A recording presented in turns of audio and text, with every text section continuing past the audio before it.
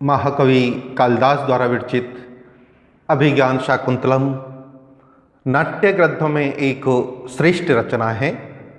इस ग्रंथ के बारे में कहा जाता है कि काव्येषु नाटकम रम्यम तत्र रम्या शकुंतला तत्रापि च चतुर्थंकः तत्र श्लोक चतुष्टयम्। ये अभिज्ञान शाकुंतलम एक प्रसिद्ध जो नाटक है, इसका कथनक महाभारत के आदि पर्व के 64 से 74वें अध्याय, साथ ही पाद्म पुराण से इसका कथनक लिया गया है। और महाकवि कालिदास ने उस नीरस कथानक को अपनी वैदुष्य एवं कल्पना चातुर्य से उसको सरस और रोचक बनाने का प्रयास किया है। महाकवि कालिदास ने इस नाटक के कथनक को 7 अंकों में विभाजित किया है, जिसके प्रथम अंक का जो सार है वो इस प्रकार से है। सबसे पहले महाकवि कालिदास ने अपने ग्रंथ को जब प्रारंभ किया था तो उस समय उन्होंने मंगलाचरण किया था। मंगलाचरण 3 प्रकार का होता है: नमस्कारात्मक, आशीर्वादात्मक और वस्तु निर्देशात्मक। महाकवि कालिदास ने इस प्रसिद्ध नाटक में आशीर्वादात्मक मंगलाचरण किया है और भगवान शिव के अष्टमूर्ति स्वरूपा का वर्णन किया है। जो अष्टमूर्ति भगवान शिव हैं, उनका स्वरूप सूर्य, चंद्र, पंच महाभूत, पृथ्वी, जल, तेज, वायु, आकाश और यजमान, ये जो हमारे अष्ट स्वरूप हैं, ये भगवान शिव के ही हैं। और इस आशीर्वादात्मक मंगलाचरण करने के पश्चात इस नाटक का प्रारंभ होता है। इस देव स्तुति के बाद उस मंच पर सूत्रधार एवं नटी का प्रवेश होता है और सूत्रधार नटी से कहता है कि हे नटी, आज ये सम्मुख विद्वानों की सभा है और इस विद्वानों की सभा में आज हमें महाकवि कालिदास का जो अभिज्ञान शाकुंतलम नाटक है वो प्रस्तुत करना है। सभी कुछ ठीक तो है ना? यहाँ ये कहा जाता है नटी के द्वारा कि हाँ ठीक है। वह सूत्रधार नटी से कहता है कि हे नटी, इन सम्मुख दर्शकों के मन को खुश करने के लिए कोई संगीत सुनाएं। ये ऋतु ग्रीष्म है, इसलिए आप ग्रीष्म ऋतु को आधार बना करके ही कोई गीत सुनाएं।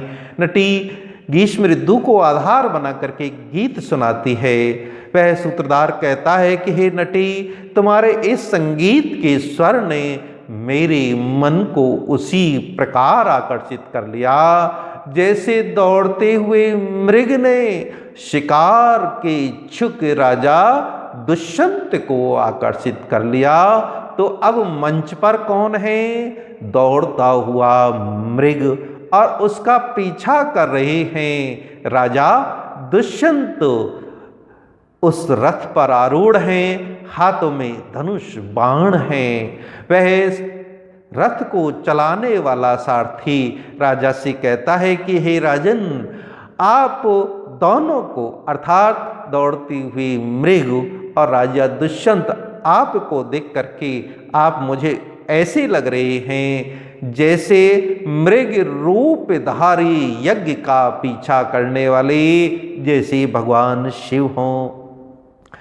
राजा दुष्यंत उस मृग का पीछा कर रहे हैं। मृग तेजी से दौड़ रहा है और बस शिकार करने ही वाले थे। उसी समय उस तपोवन के ऋषि वैखानस उस राजा दुष्यंत और उस मृग के बीच में आ जाते हैं और वैखानस राजा से कहता है कि हे राजन, ये तपोवन का मृग है, कृष्ण सार मृग है, निरपराध है, इसलिए आप इसे छोड़ दीजिए, इस पर बाण नहीं चलाएं।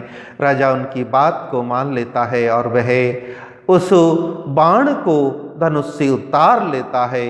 वैखानस खुश हो जाता है और राजा से कहता है, हे राजन, जन्म यश पुरोर्वंशे युक्ति रूपम इदम तौ पुत्रमेव गुणोपितम चक्रवर्ती नाम आपनुहि।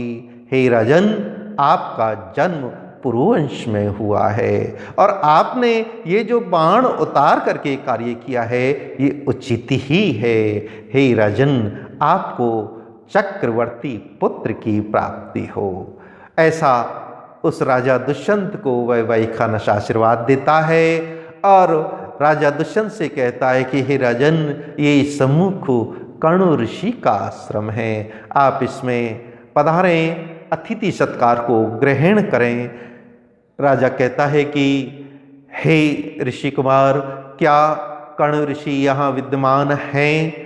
वह वैखानस कहता है कि हे राजन, इस समय तो कर्ण ऋषि इस आश्रम में नहीं हैं, वे अपनी पुत्री शकुंतला के भाग्य दोष को दूर करने के लिए सोम तीर्थ गए हुए हैं, लेकिन उन्होंने अतिथि सत्कार के लिए उनकी पुत्री शकुंतला को नियुक्त कर रखा है।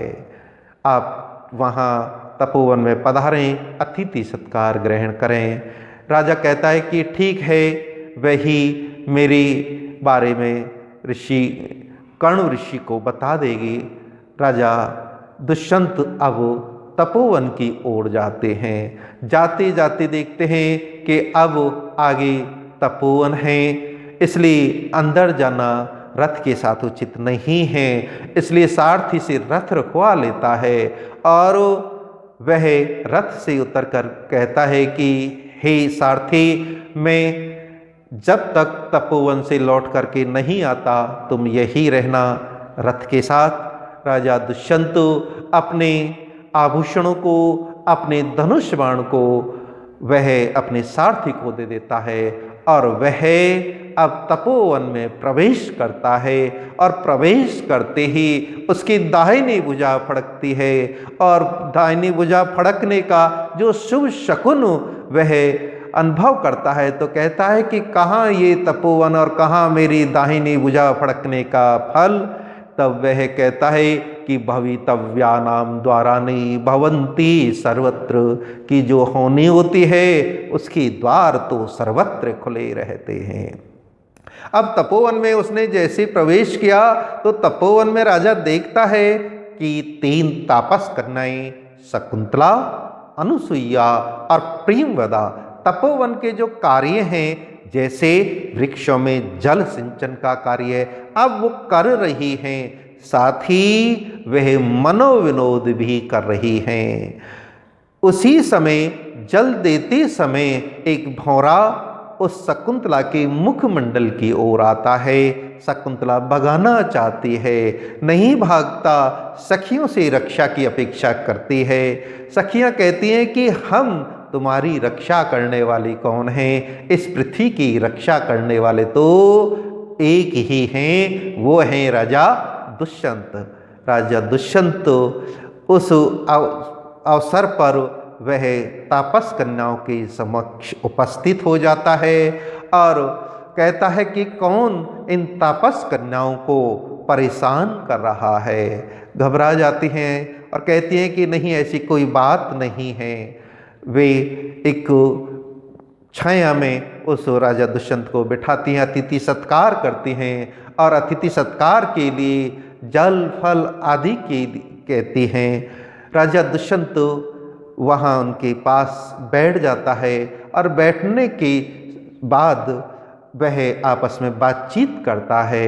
उसी समय दोनों के मन में, राजा दुष्यंत के मन में शकुंतला के प्रति और शकुंतला के मन में राजा दुष्यंत के प्रति जो तपोवन विरोधी विकार है वह उत्पन्न हो जाता है और राजा दुष्यंत उस शकुंतला के विषय में वह जानने की इच्छा करता है, क्योंकि उनको ये ज्ञात है कि यदि वह कर्ण ऋषि की पुत्री हुई तो उसका या उस शकुंतला के साथ राजा दुष्यंत का विवाह होना संभव नहीं है, क्योंकि राजा दुष्यंत तो क्षत्रिय हैं और कर्ण ऋषि ब्राह्मण हैं। इसलिए ब्राह्मण पुत्री के साथ एक क्षत्रिय पुरुष का विवाह संभव नहीं है।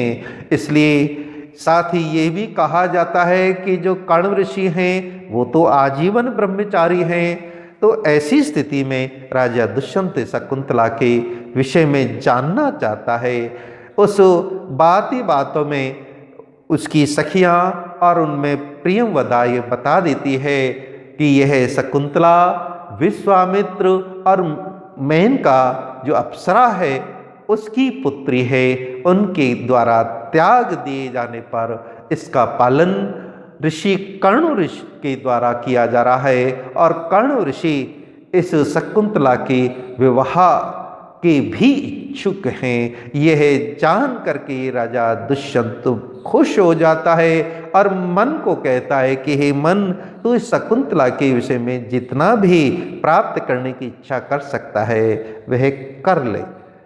इसी के साथ जब ये उस प्रियंवदा के द्वारा एक अपरिचित पुरुष के विषय में अपरिचित पुरुष के समक्ष उस शकुंतला के बारे में ये बताया तो वह शकुंतला वह क्रोधित हो जाती है, उसे बुरा लगता है और वह नाराज होकर के उस प्रियंवदा की शिकायत करने के लिए वह वहाँ से जाना चाहती है।